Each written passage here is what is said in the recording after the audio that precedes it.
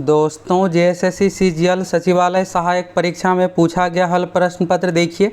ये आज का एग्ज़ाम का पेपर है और आप देखिएगा तो अब तक का ये सबसे हार्ड पेपर है। तो चलिए फटाफट आप सभी मिलाकर अपना मार्क्स चेक कीजिए। ऑथेंटिक आंसर डिटेल्स डिस्कशन के साथ आप लोगों के लिए लेकर आए हैं। ये जो पेपर है दोस्तों, पेपर 3 है, जनरल स्टडीज़ यानी मैथ रीजनिंग जीके साइंस वाला पेपर है।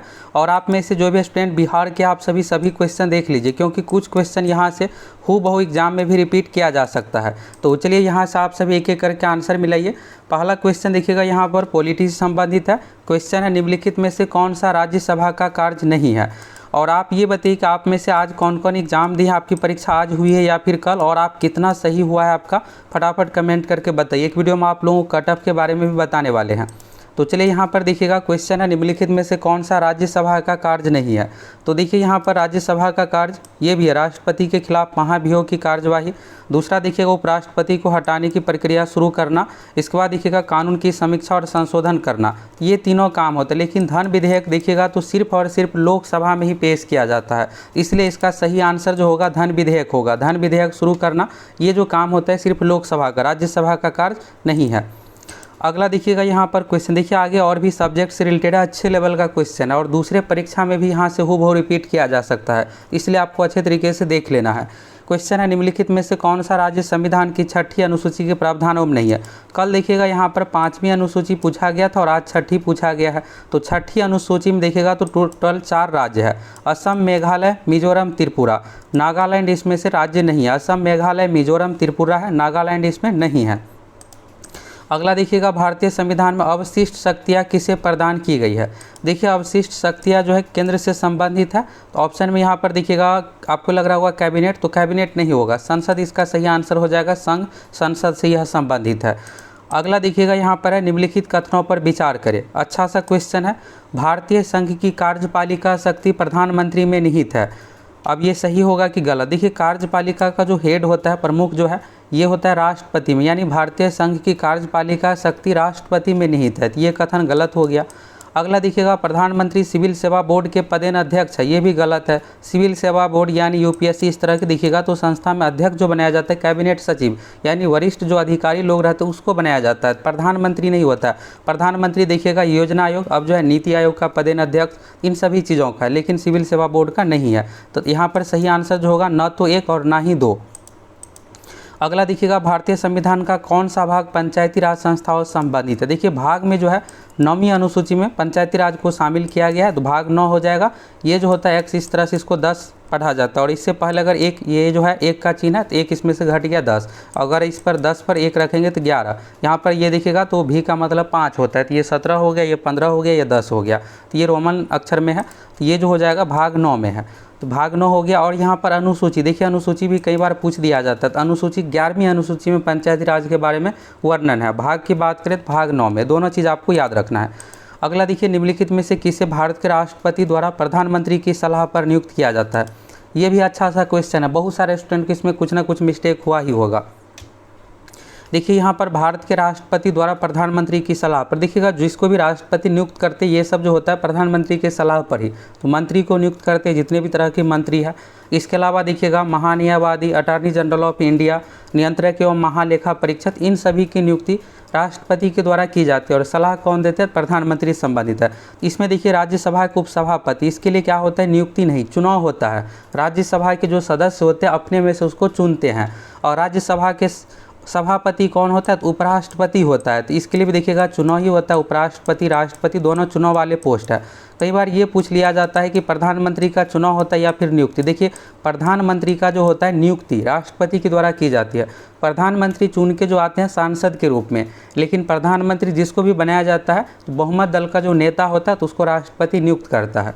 तो राष्ट्रपति और उपराष्ट्रपति चुन के आते हैं, यानी चुनाव होता है, निर्वाचित होता है। राज्यसभा के सभापति भी निर्वाचित वाला है। लोकसभा का अध्यक्ष का भी चुनाव होता है, लोकसभा के जितने भी सदस्य अपने में से अध्यक्ष को चुनते हैं। तो यहाँ पर क्या होगा सही आंसर, डी ऑप्शन, इनमें से कोई नहीं। ये तीनों जो पोस्ट है निर्वाचित वाले पोस्ट है, यानी चुनाव से रिलेटेड है, नियुक्त नहीं किया जाता है। तो डी इसका सही आंसर हो जाएगा। अगला देखिए, निम्नलिखित देशों पर विचार करें। ये सब दोस्तों आपको क्वेश्चन जो दिख रहा है ये देखिएगा तो 2018-19 यूपीएससी या फिर यूपीपीसीएस एक इसके बाद देखिएगा एक दो क्वेश्चन यहाँ पर उड़ीसा पीसीएस एग्जाम से भी पूछा गया था, यानी ये देखिएगा तो लोकसभा आयोग की जो भी परीक्षा ली जाती है उसी से ये हूबहू जो भी 2018-19 में पूछा गया इस तरह का टफ क्वेश्चन पूछा गया है। तो ऐसे क्वेश्चन क्या होगा, कभी आप बिहार सचिवालय सहायक दरोगा या अन्य परीक्षा जेपीएससी इन सभी की परीक्षा दीजिएगा तो उसमें फिर से ये रिपीट हो सकता है। तो यहाँ पर है निम्नलिखित देशों पर विचार करें तो उपर्युक्त में से किसकी सीमाएँ अफगानिस्तान से लगती है पूछा गया है। तो इसमें से इन तीनों की यानी तजाकिस्तान, तुर्कमेनिस्तान, उज्बेकिस्तान की सीमा लगती है, लेकिन अजरबैजान और किर्गिस्तान की सीमा अफगानिस्तान से नहीं लगती है। इसमें जो हो जाएगा तजाकिस्तान, उज्बेकिस्तान और तुर्कमेनिस्तान। तो कौन सा ऑप्शन होगा, सी ऑप्शन 3, 4, 5 जो है इसमें से सही है। चलिए अगला क्वेश्चन यहाँ पर है दक्षिण पूर्व, ये देखिएगा तो यूपीएससी 2018 पीटी एग्जाम में पूछा हुआ क्वेश्चन हूबहू क्वेश्चन यहाँ से उठाया गया है। दक्षिण पूर्व एशिया में निम्नलिखित शहरों का सही क्रम क्या है जब कोई दक्षिण से उत्तर की ओर जाता है। तो यहाँ पर देखिएगा दक्षिण पूर्व एशिया की ये सब फेमस शहर है और यहाँ पर दक्षिण से उत्तर की ओर सजाना है। तो देखिए सबसे यहाँ पर शुरू में जो आएगा जकार्ता आएगा और जकार्ता के बाद जो है सिंगापुर, सिंगापुर के बाद बैंकॉक, इसके बाद हनोई। तो यहाँ पर सही ऑप्शन जो हो जाएगा इसका 8 नंबर क्वेश्चन का जो सही आंसर होगा सी ऑप्शन 3, 4, 1, 2। 3 यानी जकार्ता पहले, फिर इसके बाद आएगा सिंगापुर, फिर इसके बाद आएगा बैंकॉक और लास्ट में होगा हनोई। तो 3, 4, 1, 2 इसका सही आंसर है। अगला देखिएगा यहाँ पर विजयनगर साम्राज्य के निम्नलिखित राजवंशों को कालानुक्रम में व्यवस्थित कीजिए, यानी काल अनुक्रमिक यहाँ पर कहा गया। तो जो भी यहाँ पर समय है उस अनुसार वंश का यहाँ पर सजाना है। तो सबसे पहले कौन सा आएगा, तो 9वें नंबर क्वेश्चन में दोस्तों सबसे पहले जो आएगा संगम वंश, ये आएगा सबसे शुरू में। इसके बाद यहाँ पर देखिएगा अगला वंश जो आएगा यहाँ पर सुलुभ वंश आएगा चौथे नंबर का, फिर इसके बाद आएगा तुलुभ वंश और लास्ट में आएगा अरुवीड वंश। तो इस तरह से 9वें नंबर क्वेश्चन का सही आंसर जो हो जाएगा बी ऑप्शन 2, 4, 2 यानी संगम वंश, 4 सुलुभ वंश और 1 तुलुभ वंश और सबसे लास्ट में अरुवीड वंश। अरुवीड सबसे लास्ट का होगा 2, 4, 1, 3। अगला देखिएगा निम्नलिखित में से किसी राजा ने अकबर से पहले तानसेन को संरक्षण दिया था। तो यहाँ पर कहा जा रहा है कि किस राजा ने अकबर से पहले तानसेन को संरक्षण दिया था। और देखिए दोस्तों अगर आपका एग्जाम खराब गया तो घबराने की ज़रूरत नहीं, आपके लिए देखिएगा सचिवालय सहायक बनने के लिए 3000 प्लस पोस्ट पर फिर से वैकेंसी आ रही है। ये जो वैकेंसी है दोस्तों बिहार एसएससी CGL 4, अगर आप अदर स्टेट वाले हैं तो भी इस फॉर्म को भर सकते हैं। तो यहाँ पर देखिएगा अगले 1.5-2 महीने के अंदर वैकेंसी आ रही है और 3 महीने के अंदर पीटी परीक्षा ली जाएगी। अगस्त 2025 से पहले इस भर्ती प्रक्रिया को मिशन मोड में कंप्लीट किया जाएगा। तो फुल तैयारी में अभी से आप सभी लग जाइए। मैथ रीजनिंग जीके साइंस इसमें पूछा जाता है 150 क्वेश्चन, 75 क्वेश्चन का मैथ रीजनिंग का वेटेज है, 75 क्वेश्चन जीके साइंस है। इसमें बिहार जीके ये सब चीज़ों का कुछ कंडीशन नहीं है। फुल तैयारी के लिए आप सभी हमारे एप्लीकेशन सक्सेस प्लैनेट के साथ जुड़ जाइए और अभी से तैयारी शुरू हो गया है। तो जाइए फटाफट आप सभी न्यू लेटेस्ट पैटर्न के अनुसार तैयारी कीजिए जिससे आपका आसानी से रिजल्ट हो जाए। तो देर किस बात की, फटाफट आप सभी को एप्लीकेशन के साथ जुड़ जाना है। अगला देखिएगा निम्नलिखित में से किस राजा ने अकबर से पहले तानसेन को संरक्षण दिया था। तो यहाँ पर देखिएगा तानसेन जो है ये यहाँ पर गैग से संबंधित है। तो यहाँ पर हो जाएगा सी ऑप्शन भाटा के राजा रामचंद्र सिंह इसका सही आंसर होगा। अगला देखिएगा निम्न में से कौन सी संस्थान विदेशी व्यापार से संबंधित है। विदेशी व्यापार से संबंधित संस्थान जो है नाना देशी है, बी ऑप्शन सही हो जाएगा इसका। अगला देखिएगा सुरक्षा प्रदान करने के लिए मराठा द्वारा लिया जाने वाला कर किस नाम से जाना जाता था। ये जो जाना जाता था चौथ। और देखिए ये जो आज वाला पेपर है 22 सितंबर वाला, इसका लेवल आप लोगों को कैसा लगा आप सभी कमेंट करके ज़रूर बताइए, इजी लगा या हार्ड। कल देखिएगा 21 सितंबर का भी पेपर आप लोगों को डिस्कशन करवाए थे। तो आपकी परीक्षा 21 में हुई है या फिर 22 में, और आप लोगों को किस शिफ्ट का पेपर हार्ड लगा आसान लगा कमेंट करके अधिक से अधिक बताइए। अगला देखिएगा नालंदा महाविहार की स्थापना किस गुप्त शासक ने की थी। ये जो किया था कुमारगुप्त प्रथम ने, तो कुमारगुप्त प्रथम बी ऑप्शन इसका सही हो जाएगा। अगला देखिएगा सम्राट अशोक का एकमात्र अंकित पत्थर का चित्र कहाँ मिला है। तो ये जो एकमात्र अंकित पत्थर चित्र जो मिला है कनगनहल्ली में ये मिला है। तो कनगनहल्ली इसका सही आंसर हो जाएगा।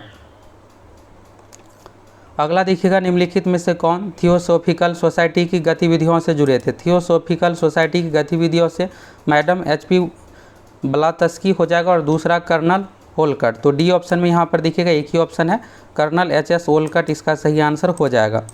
अगला देखिएगा भारतीय ईसाई और एंग्लो इंडियन के प्रतिनिधि के रूप में पृथक निर्वाचन निम्नलिखित में से किस अधिनियम के तहत बनाई गई थी। ये जो लागू किया गया था भारत सरकार अधिनियम 1919। तो भारत सरकार अधिनियम 1919 इसका सही आंसर हो जाएगा।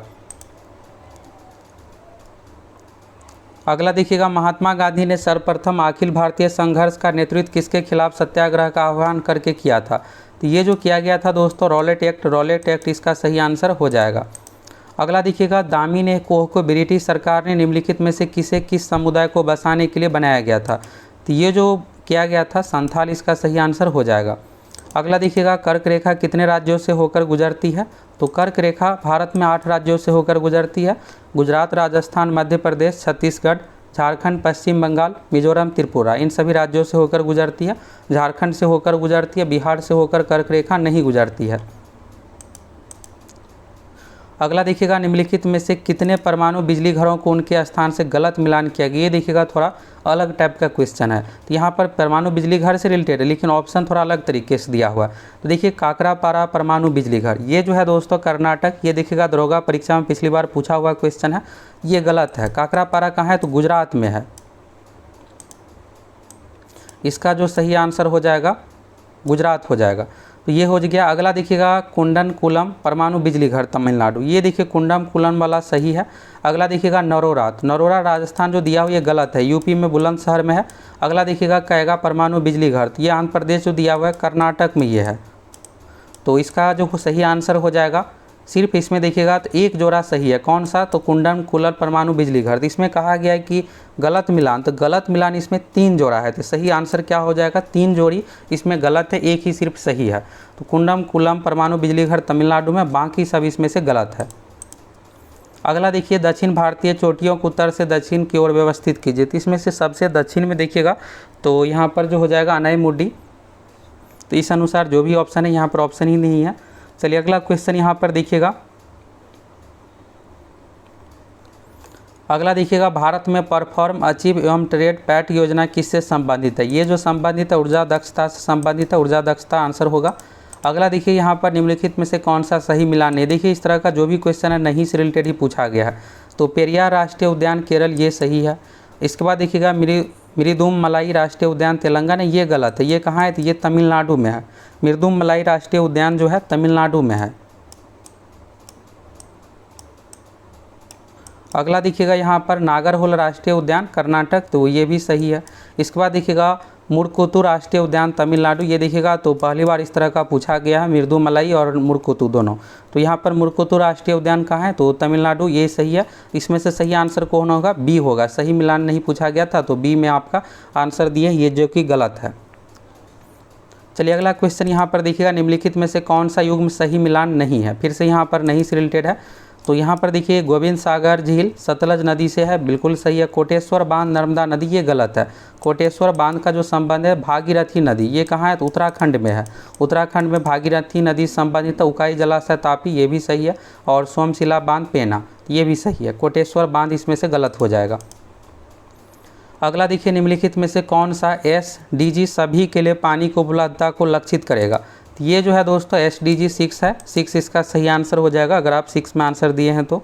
चलिए अगला क्वेश्चन है, उन व्यक्तियों की संख्या जिन्हें वर्ष के अधिकतम समयावधि के लिए बेरोजगार रहना पड़ता है क्या कहलाता है? इसे जो कहा जाता है बेरोजगार की सामान्य स्थिति, ये सब नहीं होगा, सामान्य स्थिति ही सही आंसर होगा। अगला देखिएगा, भारत की 2024-25 में आर्थिक सर्वेक्षण 2023-24 द्वारा अनुमानित वास्तविक सकल घरेलू उत्पाद वृद्धि दर की सीमा क्या है? तो 6.5 से 7%, डी ऑप्शन सही हो जाएगा। अगला है, आर्थिक सर्वेक्षण 2023-24 के अनुसार मार्च 2024 के अंत में भारत का विदेशी मुद्रा भंडार कितने महीनों का आयात करने के लिए पर्याप्त है? तो 11 महीने इसका सही आंसर हो जाएगा। तो ऐसे क्वेश्चन को आप रट ही लीजिए, फिर से ये सब रिपीट किया जा सकता है। अगला देखिएगा, हाल ही में समाचारों में रहे प्रोजेक्ट नेक्सस क्या है? तो ये जो है दोस्तों सीमा पार त्वरित यानी पेमेंट से संबंधित है। तो ये अंतर्राष्ट्रीय वित्तीय लेन देन नहीं होगा, सीमा पार त्वरित खुदरा भुगतान को सक्षम बनाना इससे संबंधित है। अगला है, कौन से भारतीय एथलीट ओलंपिक में व्यक्तिगत स्वर्ण पदक जीतने वाले पहले व्यक्ति बने हैं और उन्होंने यह किस स्पर्धा में हासिल किया है? तो देखिए इसका सही आंसर जो हो जाएगा अभिनव बिंद्रा। नीरज चोपड़ा नहीं होगा, नीरज चोपड़ा को 2020 ओलंपिक में मिला, लेकिन इससे पहले ही 2008 में निशानेबाजी में अभिनव बिंद्रा को गोल्ड पहले से मिल चुका है। तो अभिनव बिंद्रा इसका सही आंसर होगा। अगला देखिए, निम्नलिखित में से किसका माप एनीमोमीटर द्वारा किया जाता है? तो हवा की गति एवं शक्ति का माप किया जाता है, तो बल सही हो जाएगा।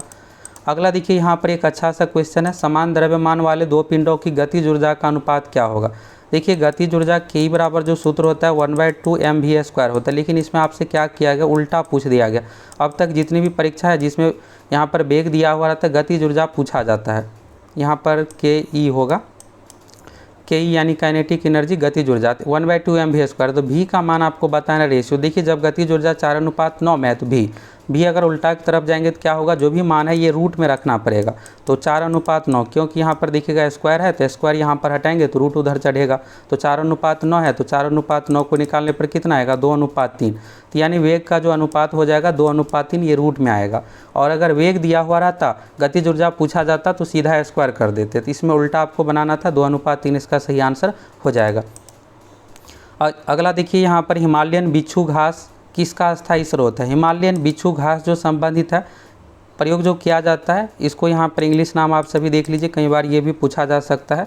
इसको जो कहा जाता है हिमालयन नेटल कहा जाता है। तो ये नेटल कई बार पूछ देगा तो क्या है, तो इसका प्रयोग जो किया जाता है टेक्सटाइल फाइबर के रूप में प्रयोग किया जाता है।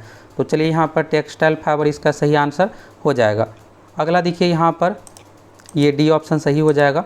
अगला देखिए किसी पदार्थ की, देखिए ये कई बार पूछा हुआ क्वेश्चन रेलवे इन सभी में, और सभी बुक में ये दिया भी है, किसी पदार्थ की मात्रा बढ़ाने पर उसका क्या नहीं बदलता है। ये जो नहीं बदलता, घनत्व यानी डेंसिटी में कोई भी परिवर्तन नहीं होता, बाकी ये सब चीज़ें में परिवर्तन होगा। अगला देखिए यहाँ पर निम्नलिखित रसायनों पर विचार करें। इसमें कहा गया है कि इसका उपयोग ड्राई क्लीनिंग रसायनों के रूप में किया जाता है। तो देखिए इसमें सोडियम कार्बोनेट का प्रयोग नहीं किया जाता ड्राई क्लीनिंग के लिए, बाकी सबका इसमें से प्रयोग किया जाता है। तो 35 नंबर का जो सही आंसर हो जाएगा सी ऑप्शन 1, 2, 4। बेंजीन का प्रयोग करते हैं, कार्बन टेट्राक्लोराइड का प्रयोग करते हैं, ट्राइक्लोरोएथिलीन का प्रयोग किया जाता है। ड्राई क्लीनिंग है तो सोडियम कार्बोनेट का प्रयोग, धोवन सोडा का प्रयोग नहीं किया जाता है। चलिए अगला क्वेश्चन है, रमन प्रभाव प्रकाश किरणें को गुजरने से संबंधित है। देखिए रमन प्रभाव जो है ये जो है सभी पारदर्शी माध्यम, इसका सही आंसर हो जाएगा, ट्रांसपेरेंट से रिलेटेड है। अगला देखिएगा ऑटोमोबाइल में उपयोग किए जाने वाले सीएनजी। ऑटोमोबाइल देखिएगा जितने भी ऑटो है, रिक्शा, इन सभी चीज़ों में जो सीएनजी लगा हुआ रहता है, कुछ कार में भी, तो सीएनजी यहाँ पर प्रयोग जो किया जाता है मेन रूप से, इसमें जो होता है मीथेन होता है, CH4 होता है, और एलपीजी गैस में जो होता है ब्यूटेन होता है। तो ये भी पूछा जाता है, खाना बनाने के लिए एलपीजी गैस का प्रयोग करते हैं, और मेथेन यानी सीएनजी गैस का जो प्रयोग किया जाता है ऑटोमोबाइल, गाड़ी, इन सभी चीज़ों में। तो इसमें जो मुख्य स्रोत है CH4 यानी मीथेन है। चलिए अगला क्वेश्चन यहाँ पर है, निम्नलिखित में से किस यौगिक का उपयोग सामक के रूप में किया जाता है। देखिए अब आपको लग रहा होगा ये सामक क्या है, क्योंकि पहली बार इस तरह का आप शब्द सुन रहे होंगे। तो यहाँ पर सेडेटिव है इंग्लिश में नाम। सेडेटिव यानी सामक का मतलब होता है कि ऐसा चीज़ जिसको खाने से अगर आपको नींद आ जाए, आलस आ जाए, इन सभी चीज़ों को एक तरह से आप समझिए यहाँ पर बेहोश करने के लिए। तो इसमें जो प्रयोग होगा पोटेशियम ब्रोमाइड का, तो पोटेशियम ब्रोमाइड हो जाएगा सही आंसर। सामक मतलब यही समझिए कि नींद, इन सभी चीज़ों के लिए इसका प्रयोग किया जाता है। तो पोटेशियम ब्रोमाइड इसका सही आंसर हो जाएगा। अगला है, निम्नलिखित में से कौन सा उर्वरक मिट्टी में अधिकतम अम्लता छोड़ता है। देखिए मिट्टी में उर्वरक अम्लता के लिए जो प्रयोग करते हैं अमोनियम सल्फेट का। 2-3 क्वेश्चन देखिएगा यहाँ पर एग्रीकल्चर में खाद से रिलेटेड पूछा गया कि किसका क्या प्रयोग करते हैं, पिछले शिफ्ट में कल भी पूछा गया था। अगला देखिए, निम्नलिखित में से कौन सा एक मिश्रित उर्वरक है। ये देखिएगा बिहार एसएससी इंटर लेवल में 2018 में पूछा हुआ क्वेश्चन है।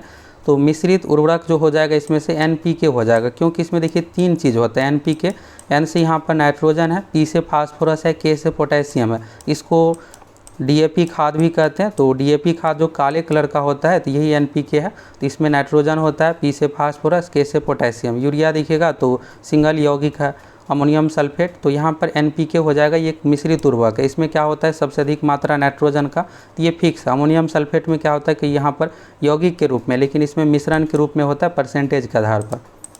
अगला देखिएगा यहाँ पर रेडियोधर्मी डेटिंग एक तकनीक है जिसका उपयोग मापने के लिए किया जाता है। तो रेडियोधर्मी डेटिंग के अंतर्गत जो करते हैं चट्टानों की आयु, पृथ्वी की आयु ज्ञात करने के अलावा, आपको ये लग रहा होगा कि उपर्युक्त सभी होगा, ऐसा नहीं है। रंग, ये सब चीज़ों के बारे में पता नहीं चलेगा, सिर्फ आयु का पता चलता है, चट्टानों की आयु और जो जीवित चीज़ है जैसे पेड़ पौधे की आयु, इन सभी चीज़ों के लिए जो प्रयोग करते हैं कार्बन डेटिंग का। तो कार्बन डेटिंग जो जीवित से रिलेटेड चीज़ें हैं जैसे पेड़ पौधे हो गया, कोयला हो गया, इन सभी चीज़ों के बारे में अगर आपको पता लगाना है तो कार्बन डेटिंग का प्रयोग करेंगे। और चट्टानों की आयु, पृथ्वी की आयु, इन सभी चीज़ों को ज्ञात करने के लिए रेडियो डेटिंग यूरेनियम डेटिंग भी इसको कहा जाता है, प्रयोग करते हैं। तो चट्टान की आयु इसका सही आंसर हो जाएगा। अगला देखिएगा हाइड्रोजन सल्फाइड प्रदूषक का मुख्य स्रोत है। तो हाइड्रोजन सल्फाइड देखिएगा कल भी पूछा गया था और आज भी है, तो कल दूसरे तरीके का क्वेश्चन था, आज ये है कि इसका स्रोत क्या है। तो यहाँ पर जो हो जाएगा सड़ती वनस्पति और पशु पदार्थ, इससे यहाँ पर प्राप्त किया जाता है। अगला देखिएगा निम्नलिखित में से कौन सा पाचन तंत्र का कार्य नहीं है।